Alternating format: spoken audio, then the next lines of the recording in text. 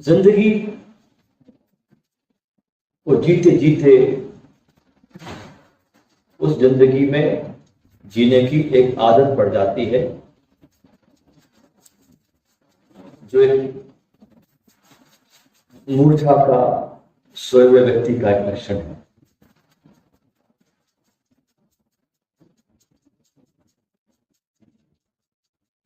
Leo Tolstoy का एक बड़ा प्रसिद्ध वचन है, महानतम व्यक्ति हुआ ये लियो टॉल्स्टॉय। उसका एक बहुत प्रसिद्ध वचन है कि असली बुद्धि सभी चीजों का ज्ञान नहीं है। हम कहते हैं ना कि सब ज्ञान हासिल कर लो, वो कहता है असली बुद्धि सभी चीजों का ज्ञान नहीं है, बल्कि ये जानना है कि कौन सी चीज तुम्हारी जिंदगी में जरूरी है और कौन सी चीज कम जरूरी है और कौन सी चीज तुम्हारे जिंदगी में फिजूल है।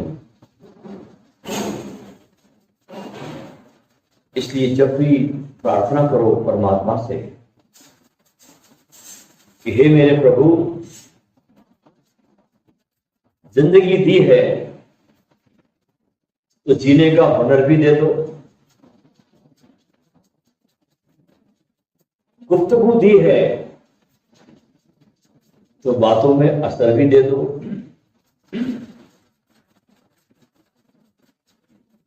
लेकिन भीड़ भाड़ में जीता हुआ व्यक्ति वो जानता ही नहीं कि जीवन क्या है, किस लिए वो आया है, क्या उसके जीवन का लक्ष्य है,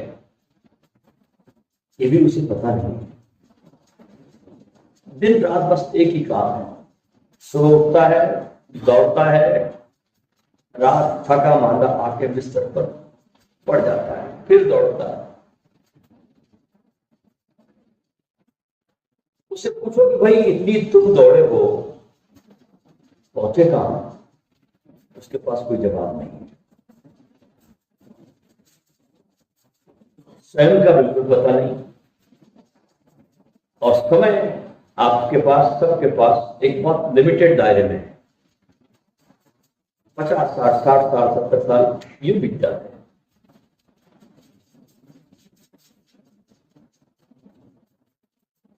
और हम इस 50 60 70 सालों में कामनाओं के जाल बुनते रहते हैं, ये करना है, वो करना है,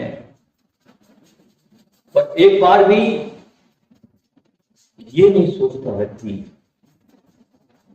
कि मैं इस संसार में सदा रहने को नहीं आया।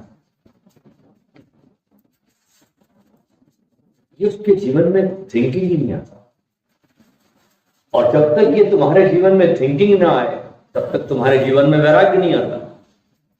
और जब तक तुम्हारे जीवन में वैराग्य नहीं आता, आसक्ति जाती नहीं। ये सब एक दूसरे से कनेक्टेड है।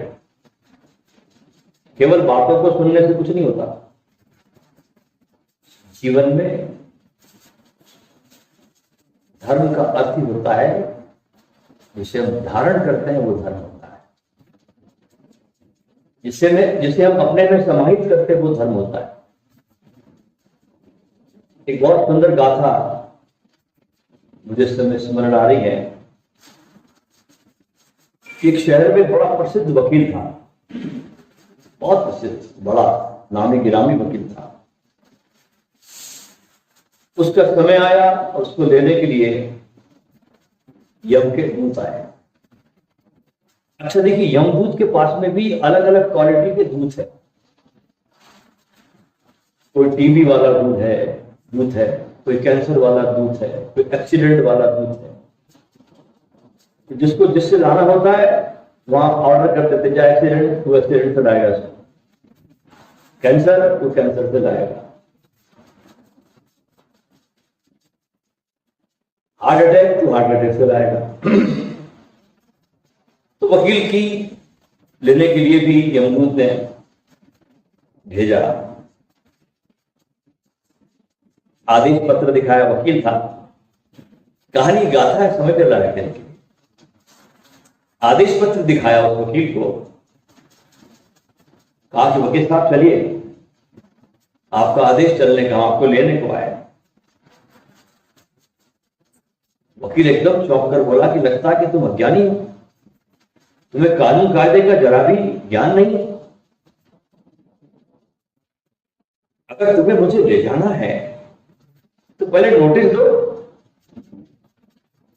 बिना नोटिस के तुम आ गए।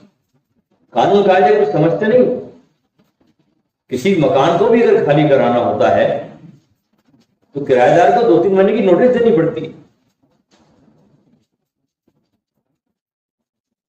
और प्रकृति के भी कार्य में नोटिस आती है, प्रकृति के कार्य में नोटिस आती है। वकील कहता है जब प्लेग की बीमारी फैलती है तो नोटिस आती है, पहले चूहे मरने लगते हैं। ये जनता के लिए नोटिस होता है कि बीमारी आ रही है। वर्षा आने वाली होती है तो सूर्य के चारों ओर एक वर्तुल बन जाता है, बादलों का रंग बदल जाता है, नोटिस आ जाती है। सब जगह नोटिस देने का काम वकील ने कहा नियम से चलता है, तो तुम मेरे को ऐसे कैसे ले जा सकते हो? ये नियम, कानून की धाराओं को मैं जानता हूं और कानून के विरुद्ध कोई भी कार्य नहीं हो सकता। वकील ने अपनी बहस छेड़ दी यमदूतों के सामने। भाई यमदूतों ने कहा हमको तो कानून कुछ पता नहीं है, आपको जो कुछ कहना है आप चलिए यमराज के सामने अपनी दलीलें पेश करें। वहां पर वे आपकी बहस का उत्तर देंगे, क्योंकि वे होलसेल हमारे डिपार्टमेंट के इंचार्ज हैं। हमें तो आपको यहां से बस ले जाने का कार्य सौंपा है, हमको वो काम करना है। एक बार इसलिए आपको हमारे साथ चलना ही पड़ेगा। यमदूत यमराज के पास उस वकील को दरबार में लाए। अब वकील इतना बड़ा था, सुप्रीम कोर्ट का हौसला बड़ा बुलंद था। उसने आकर वहां भी बहस शुरू कर दी। बोला श्राद्ध देव, आपके शासन में बहुत भारी अंधेरा है। बिना किसी नोटिस के आपके दूत मुझे लेने पहुंच गए। मेरे कितने कार्य अभी अधूरे पड़े हैं। पुत्र पुत्रियों की शादियां करनी है, एक मकान बना लिया, उस मकान पर और दूसरे तल्ले चढ़ाने हैं। बहुत काम है मेरे बाकी। आपने पहले नोटिस क्यों नहीं भेजा मुझे ले जाने के लिए? काफी विस्तार से बहस करते वकील ने अपना पक्ष पेश किया यमराज के सामने। यमराज बोले मुस्कुराते हुए, वकील साहब आप बहस करने में काफी तेज लगते हैं, लेकिन एक बात बताओ कि अगर मान लो नोटिस किराएदार को मकान मालिक दे दे और वो किराएदार उस नोटिस पर ध्यान दे, तो दोष किसका? बोले साहब किराएदार का। यमराज ने कहा कि हमने भी आपको एक नहीं अनेक बार नोटिस दिए हैं। जो पुराना युग था सतयुग, उसमें तो हम लोगों को 2-3 नोटिस देते थे। अर्थात उस समय नोटिस होती थी भाई सिर के बाल पक गए। पुराने युग में समझ जाता कि काल का नोटिस आ गया, मेरे बाल सफेद हो गए, आंखों की ज्योति धीमे होने लगती, वो समझ जाता था, मान लेता था कि काल का आक्रमण होने वाला। दांत हिलने लगते, समझ जाता कि स्वाद छुड़वाने के लिए प्रकृति संकेत दे रही है। पर आज कलयुग में तो लोगों ने सफेद बाल को काला करने के लिए डाई का इस्तेमाल शुरू कर दिया है।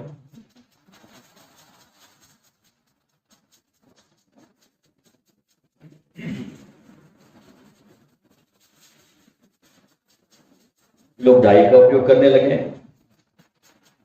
खिजाब का उपयोग करने लगे। अब आंखें कमजोर हो गई कलयुग में, लोगों ने चश्मे लगा लिए। दांतों को गिरने से बचाने के लिए गिर गए तो नई दांतों में बत्ती सी बिठा ली। तब हमने देखा कि कलयुग में इन नोटिसों को लोगों ने लेना बंद कर दिया, तो हमने नई नोटिस देनी शुरू कर दी। हम भी उस्ताद है, हमारे पास भी इंतजाम है नई नई नोटिस देने का। बोलिए वकील साहब, ये केस, आंखें और दांत के नोटिस आपको मिले या नहीं मिले? तो वकील कहता है इस नोटिस को तो हमने माना ही नहीं कि नोटिस है। बाल फट जाना, दांत हिल जाना, दांत गिर जाना, इसको तो नोटिस मानते ही नहीं है। युवराज ने पूछा कि आपकी पत्नी को गुजरे हुए कितने वर्ष हो गए? वकील बोला 7 साल। युवराज बोलता क्या ये छोटा नोटिस था?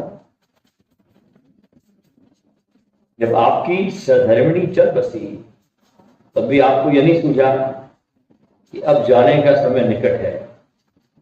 फिर आपकी संतानों में किसकी मौत हुई? वकील साहब ने कहा कि मेरा एक बड़ा बेटा चल बसा। युवराज ने कहा यह तो बहुत बड़ा नोटिस था,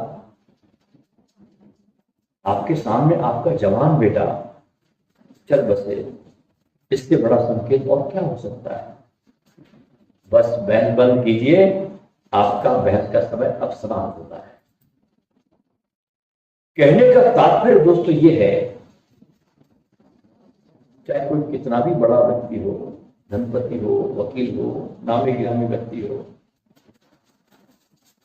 काल के आगे कोई भी कलाकार नहीं। तो समय आ जाता है, जाना निश्चित हो जाता है।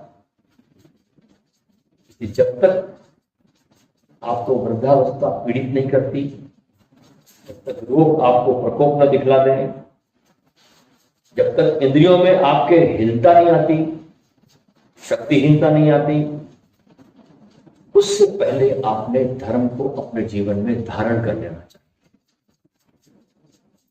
हम क्या करते हैं, अरे अभी तो बहुत समय पड़ा, तो जवानी है, फिर देखेंगे। ऐसा करते करते करते करते करते समय को डाल देता है। तो किसी शायर का शेर है कि शम्मा जब बुझने लगी तो महफिल पे रंग आया, और मन की मशीनरी ने तब ठीक से काम करना शुरू किया जब तन के हर पुर्जे पर जंग आया। तब आदमी को अकल आती। लेकिन समझदार वो व्यक्ति, वो साधक, जो समय उसके पास मिला, जो दिन भर में 21,666 परमात्मा ने आपको दी, उस 21,600 श्वासों का उपयोग आपने अपने लिए क्या किया? ये साधना की बात। उन श्वासों को आपने किस पर खर्च कर दिया? उस पूंजी को अपने लिए बचाया कुछ? अपने को ये श्वासें दी? तो हर व्यक्ति का जवाब होता है कि मैं 24 घंटे जो सांसें मिली थी, मैंने ये दूसरों को दी। जो व्यक्ति इन श्वासों को अपने पे खर्च करता है, मैं उसको ही धार्मिक कहता हूं। इस समय रहते थोड़ा साधना में दोस्तों प्रयास करें आप। और कब किसका बुलावा आ जाए कुछ कहा नहीं जा सकता। अब फिर वही एबीसीडी से यात्रा, फिर वही गर्भावस्था, बचपन की नादानियां, फिर बाजारों का खेल, फिर मार्केट में आपका जाना। मार्केट शब्द का अर्थ क्या होता है? आप दिन भर मार्केट में रहते हैं। मार्केट मतलब जहां मारकाट मची हुई है उसको मार्केट कहते हैं। और दिन भर आप मारकाट में रहते हैं। स्वयं को खोज लेना ही इस जीवन की हमारे सार्थकता होनी चाहिए। जैसे बुद्ध ने सब कुछ होते भी बस मृत्यु को देखा, बूढ़े व्यक्ति को देखा और प्रयाण कर दिया, टाला नहीं जीवन को, चल पड़े अपने स्वयं की साधना में। और ये भी ध्यान रखना कि इस खोज में अब जहां पर आप चल पड़े हैं, आप आए, इस खोज के रहस्य को समझने के लिए बहुत ध्यान से सुनना मेरी बात। दिल चाहिए, दिमाग नहीं, क्योंकि दिमाग का ये विषय ही नहीं है। अगर आप दिमाग से समझने चलोगे तो ये समझ में आएगा ही नहीं, क्योंकि खोपड़ी का अर्थ होता है जिसने सब खो दिया और पड़ी रह गई, उसे खोपड़ी कहते हैं। जिसने सब खो दिया और पड़ी रह गई, तो ये इसका विषय नहीं है। तो यहां पर आप आए हैं, जरा हृदय को खोलिए, जो बंद पड़े हैं आपके सारे द्वार दरवाजे बंद करके रखें। परमात्मा प्रवेश करे तो कहां से करे? एक सूर्य की किरण भीतर नहीं आ सकती। इसलिए इस तरफ जाना हो तो दिमाग नहीं,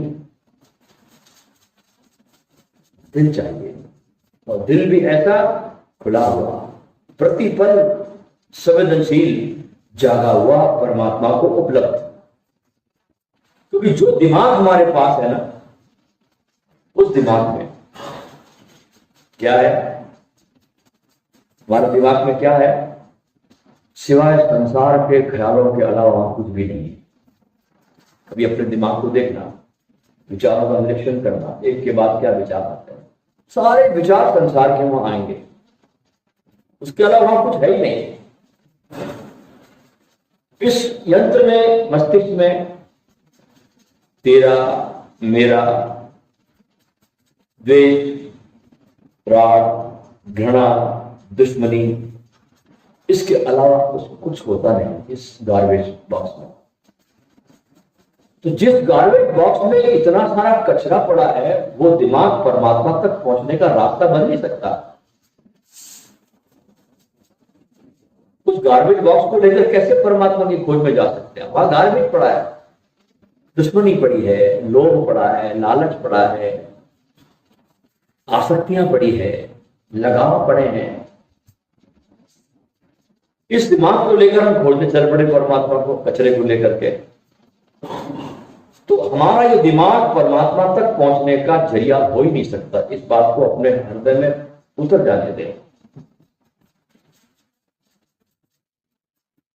इसलिए कहा जाता है, सूफी कहते हैं, उनकी कहावत है कि जिसका दिमाग हर समय चलता रहता है वो है दुनियादार, और जिसका दिमाग इश्क की आग में जलता रहता है वो है साधक। जिसका हृदय खुल रहा है, जिसके जीवन में प्रेम और इश्क आता जा रहा है और उस विरह में जलता है, उस आग में तपता है, वो है साधक। हम करते क्या है? हम पीड़ा से गुजरना नहीं चाहते, हमारी तकलीफ ये है। हमको अपने बिस्तर पे मिल जाए एंटरटेनमेंट, उसकी हमारे को प्यास हो, कहीं जाना ना पड़े, कहीं आना ना पड़े, किसी गुरु के चरणों में बैठना ना पड़े, हमारे बेडरूम के अंदर, हमारे बिस्तर पे आ जाए एंटरटेनमेंट, तो ठीक है। हम उस विरह की आग में, उस तपिश में, उस वेदना में हम पकना नहीं चाहते, क्योंकि जब हम पकते हैं, वेदना में पीड़ित होते हैं, वो पीड़ा बनती है खाई, और उस खाई पे तुम्हारे बद्धत्व का शिखर खड़ा होता है। जब हम खाई से बचते हैं तो शिखर से बच जाते हैं। ये नियम है अस्तित्व का। इसलिए अपने भीतर परमात्मा की पीड़ा को पैदा करो। बिना परमात्मा की विरह के, पीड़ा के वो बनती नहीं बात। उसके लिए थोड़ा प्यासे हो। जैसे संसार के लिए मरमर करते हैं, हम लोग मरते हैं, रोते हैं, वहां दुखी होते हैं। क्या ऐसा रोना, ऐसा दुख, ऐसी पीड़ा कभी आपने परमात्मा के लिए की?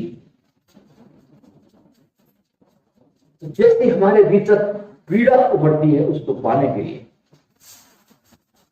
वैसे ही आपके भीतर के द्वार खुलने शुरू हो जाते हैं। आप यहां पर होने वाले शिविर में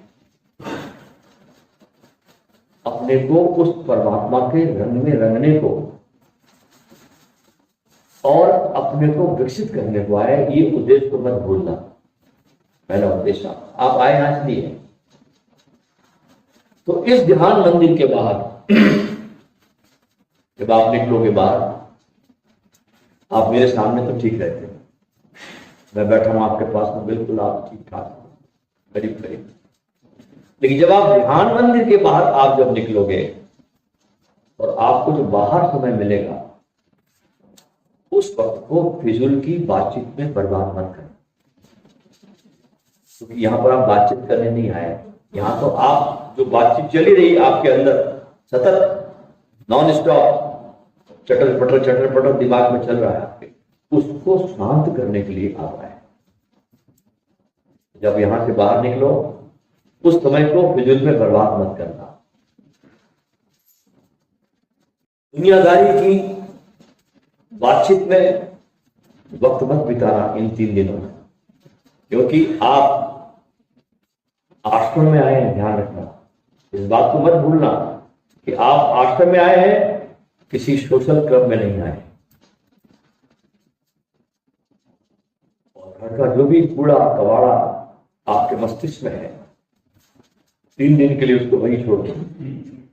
एक और महत्वपूर्ण बात आपसे कहना चाहता हूं कि इन 3 दिनों में हो सके तो अपना मोबाइल फोन ऑफ करके अपने सूटकेस में बंद कर दो। ये सबसे बड़ी साधना दोस्तों इस समय की। पुराने जमाने में हम लोगों को संकल्प कराते थे, भाई आज एकादशी है, आज उपवास कर लो, आज पूर्णिमा है, आज फलाना त्योहार है, लोग उपवास करते।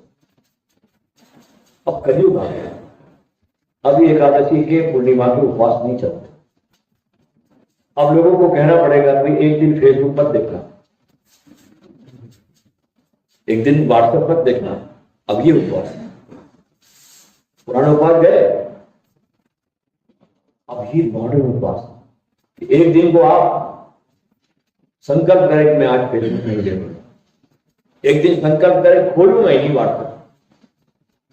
और ऐसे भी क्या मिलता है, आप देखते, आप मैसेज करते होंगे, हर आदमी व्हाट्सएप पर मैसेज को बिना पढ़े फॉरवर्ड करता जाता है, कुछ पढ़ता नहीं, वो कचरा फेंकता जाता है। वहां से किसी ने किया, उसने आगे फेंका।